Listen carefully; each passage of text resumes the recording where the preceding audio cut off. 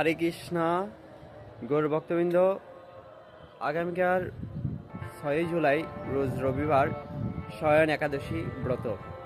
এই একাদশী ব্রত পালন করবেন, আপনি নিজে পালন করবেন এবং অন্যকে পালন করার সহায়তা করবেন।